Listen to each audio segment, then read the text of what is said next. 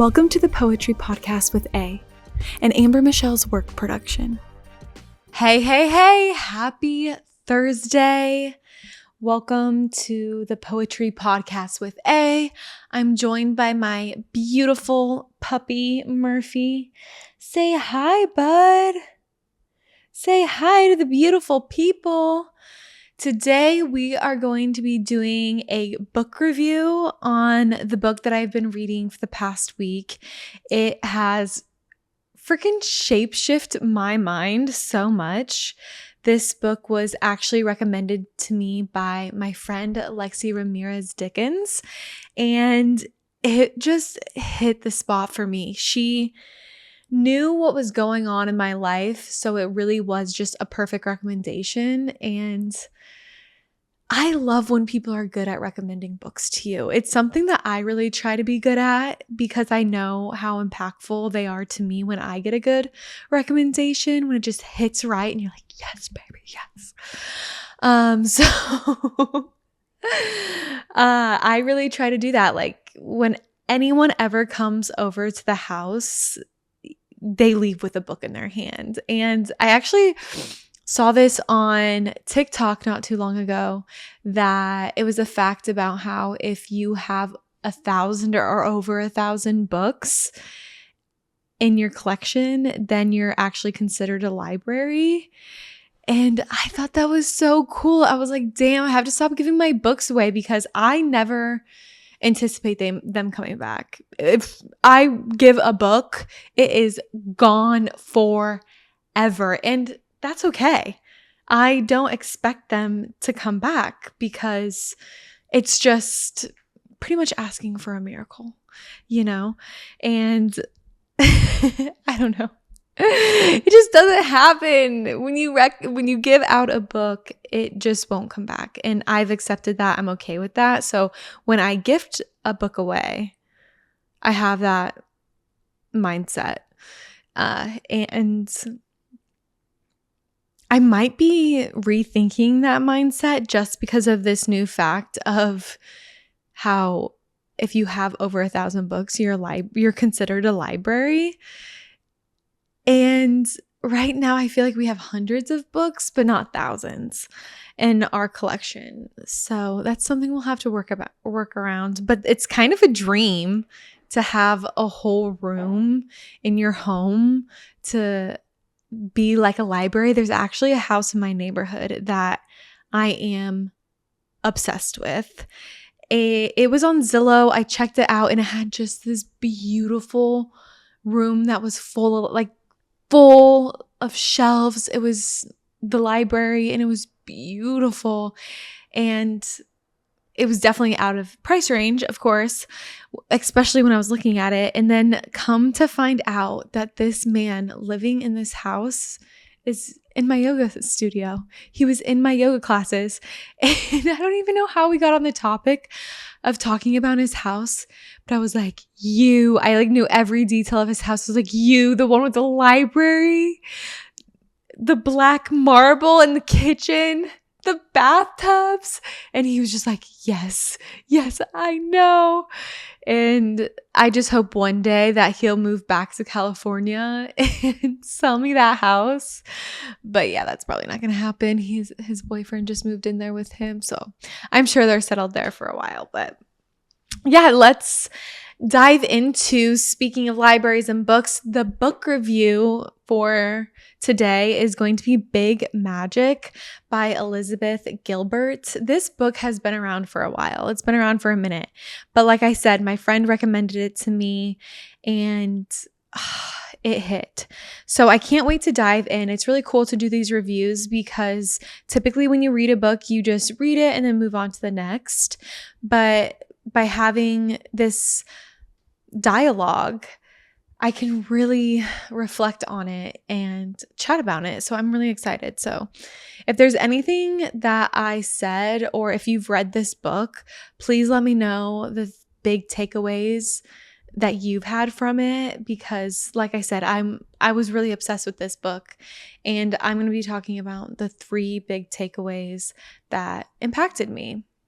So to start, if you're going to recommend this to anyone, it's just Really a must read for anyone wanting to live a creative life. I've kind of always lived in a creative manner, you could say, within my career, but I am fully head diving into that space.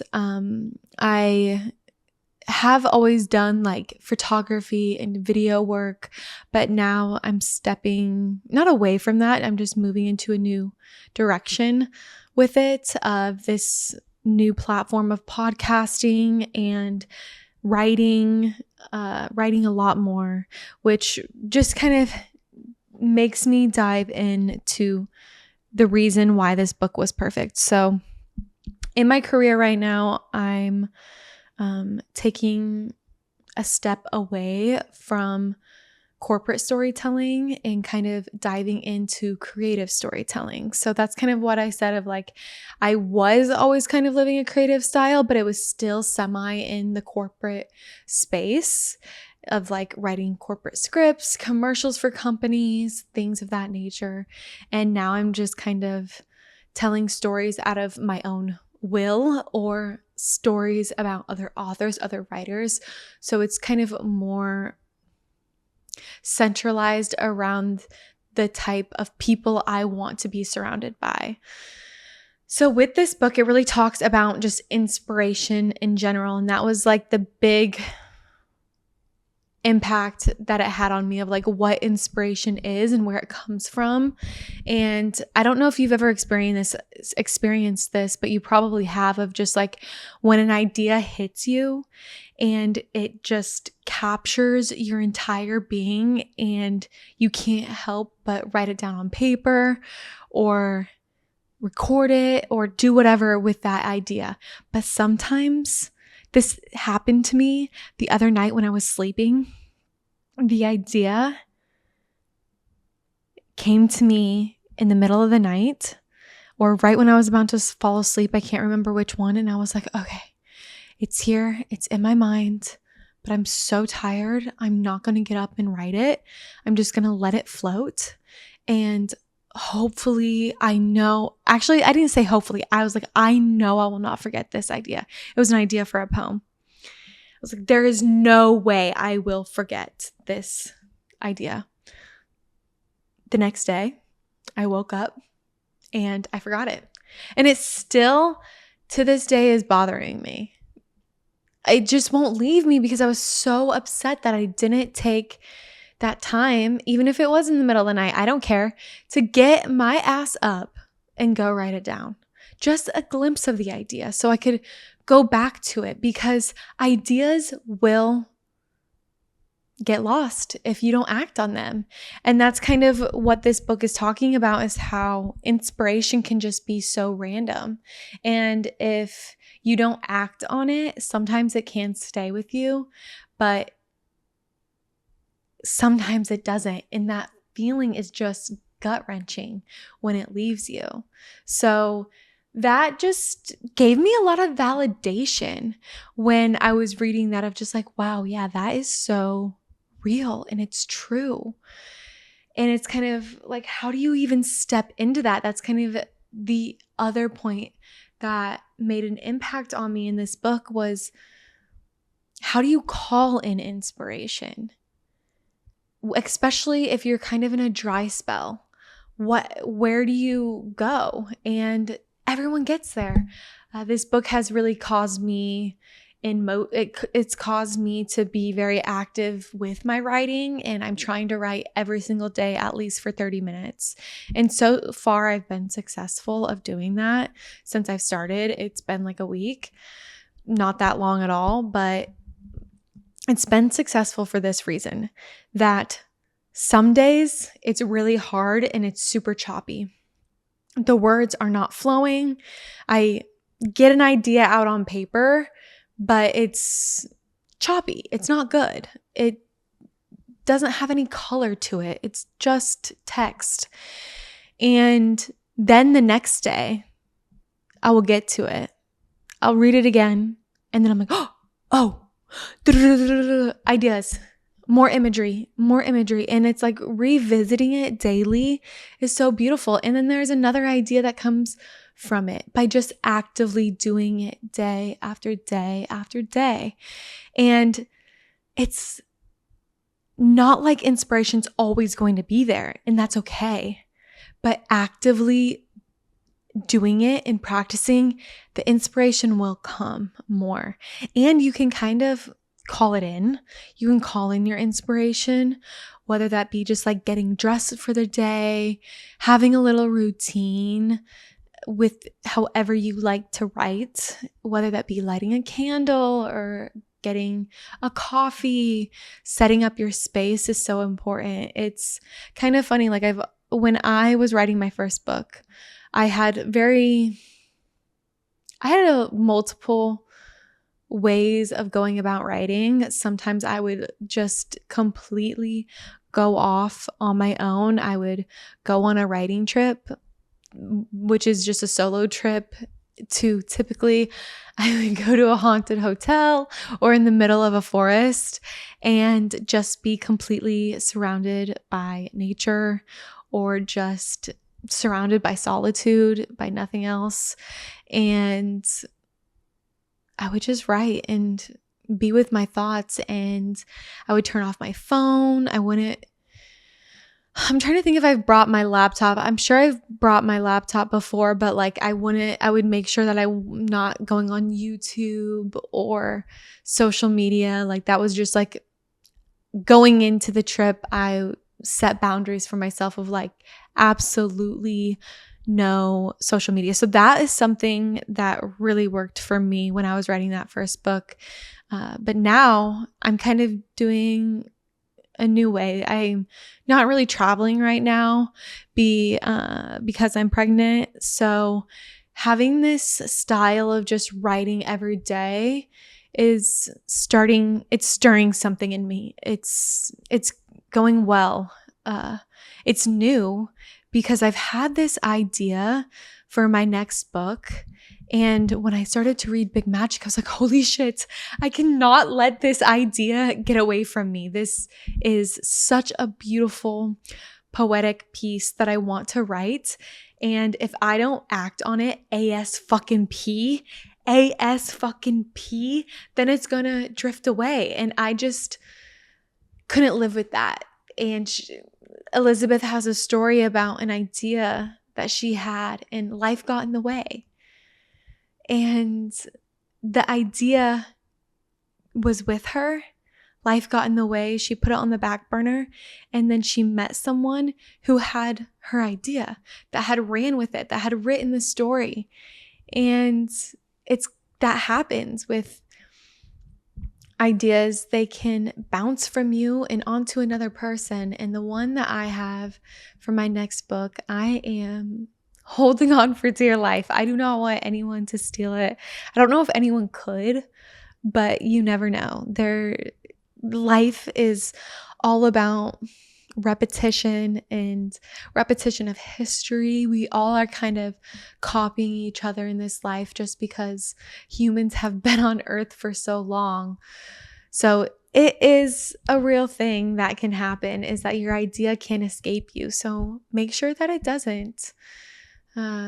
It's probably already the idea has probably already been written before, but if it's actively living inside of you, go, write, create, don't stop, because you might regret it.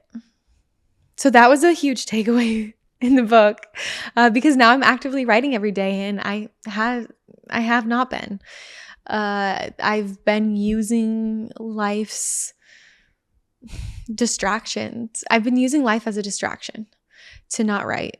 And this book woke me up from that. So I'm super thankful for that. And then there was this, so those are like the two ideas that made an impact on me towards the beginning of the book. And then towards the end, there was this concept of when things are hard, writing is not easy. Sometimes you can torment yourself when you're writing, and it's kind of like the tormented artist approach. But there's a way to trick yourself into a different approach. And one thing that really stuck with me was when you're talking about your writing, you're like, oh, this is awful. This piece is awful. Or if you're just kind of you're having a lot of fear of failing, and you wrote a piece and you're like, this piece is awful. How could I have ever thought that this was a good piece? Changing that word awful into interesting. Like, your failures can be interesting. And I kind of noticed that, like when I was saying, with one day the work will be like text with no color, and then the next day I will add tons of strokes inside of it that brighten it up. And it's interesting to me. That's kind of what I've been saying to myself, is that this is just interesting, that one day I had absolutely no life inside of me to write, it just called for extremely boring text. And then the next day, I'm alive. I'm alive on the page. And I can study that work and make it better. So never be fearful of failing, because even if you write a crappy piece or create something that you're not proud of, you can review it and learn from it. And that's really what our big takeaway should be, is that we are here to create for ourselves, and we are our biggest critics, but we can be nice about it to ourselves. We can learn from our mistakes. So it just has hit me so hard. And I actually checked this book out from the Kansas City Public Library, and I was shocked. I was number 1 in line for receiving this book. And typically when I rent a book, I'm like number 60. So this just was pure sorcery. It was the big magic coming into my life.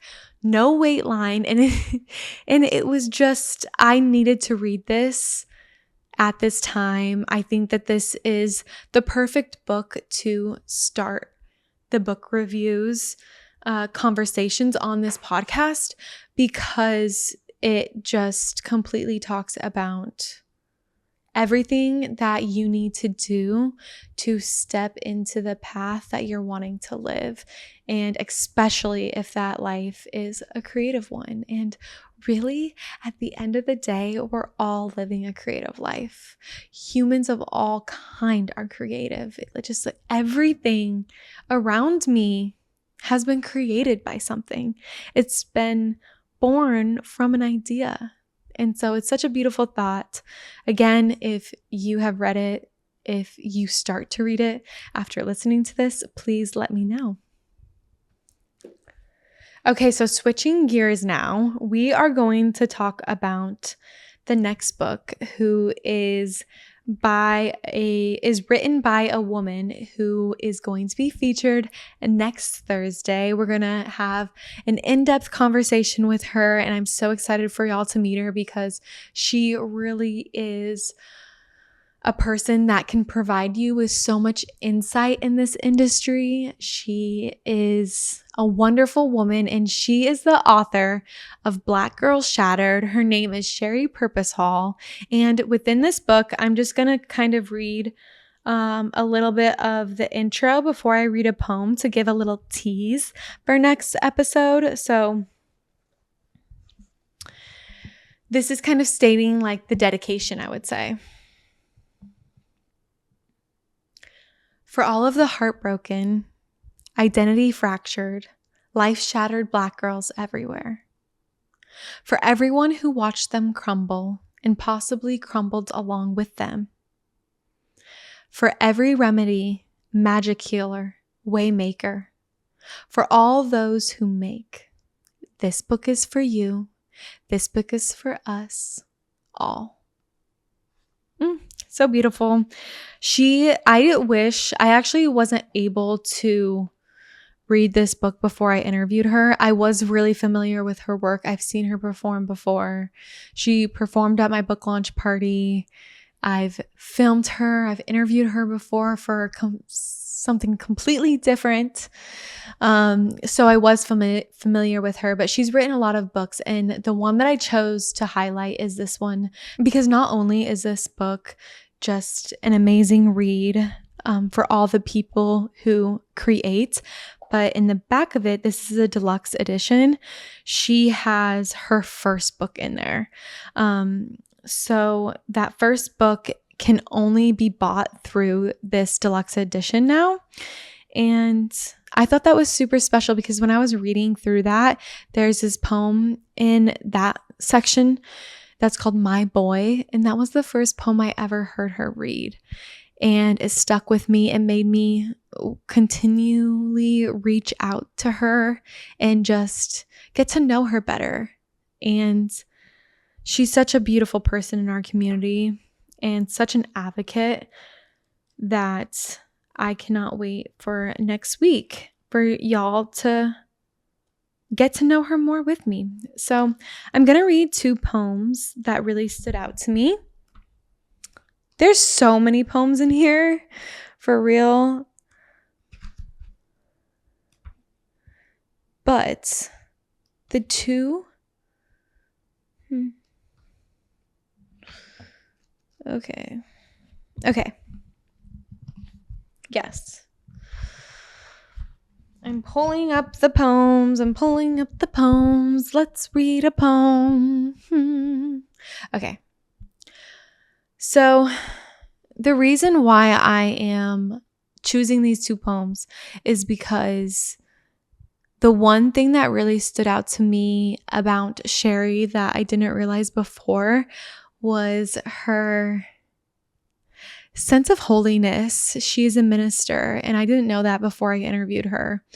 And it just gave this presence of peace sitting with her. She was so kind, and these 2 pieces kind of reflected that in her words, and the conversation we had. So these are the poems that I chose, and maybe you will see why. Restraint. This lump is a strain, throat bulging, aching, pressured larynx, eye swells engorged, threatening to spill, the evidence of torment. I feel like letting free, yet I rebel against my own energy and choose to be salty without the sea. These cheeks will not be the altar of wet prayers today. Girl, this is what strikes me about this poem, is the fact that she used cheeks as an altar. I loved that. That was one of my favorite pieces about this poem, is just that imagery of having our cheeks be so precious that they're an altar. And this poem is sad. This poem is really sad. I didn't realize how sad it was until I read it just right then, because I was so taken away with that imagery of our cheeks being altars and how they aren't going to be taken for wet prayers today. And also, I really loved to be salty without the sea. I thought that was just a really clever line. And I think the reason why I feel sad reading it is because crying can be so freeing and so beautiful. And she even says in here, I feel like letting free, yet I rebel against my own energy. And that to me is just sad. We shouldn't be restraining in that way. So We all do it though, you know? So that's kind of just a piece that really stuck out to me. I'm going to read one more of her pieces.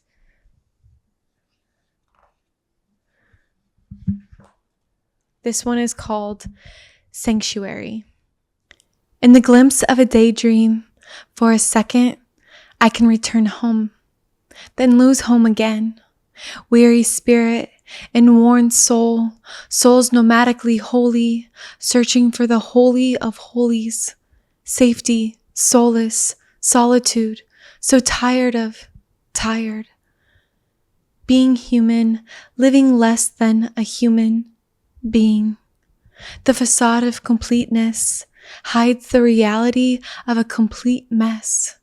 Chosen child of the king, reduced to rat races, chasing non-existent finish lines. But here, the altar of your presence, I rest peacefully in your sacred space, release regrets, and effortlessly love. Immune from arrest of the unwelcome, arrested in the crest of comfort, leaving the whole world behind just for this moment, only to lose it at the button of a colored collar, tick-tock of a clock into the work of the world with too few prayers, ill-equipped to handle Pan and his nature. I panhandle in the wild, from corners to franchise, chasing the same dime. I find the image of my stolen moment and transform the chaos of my mind to relive the sanctuary, surviving only on this borrowed time. Poetry is so freaking deep. This just really makes me want to go pray. It really does. It makes me just want to sit in silence. It makes me want to go inward. And it's so true, this comparison of living a life that is eternal or living a life that is earthly. And the difference between the two of how you can be living in this facade of completeness, but in reality, you're a complete mess. Like, what is real? This poem, Sanctuary, just speaks to what is real in our life.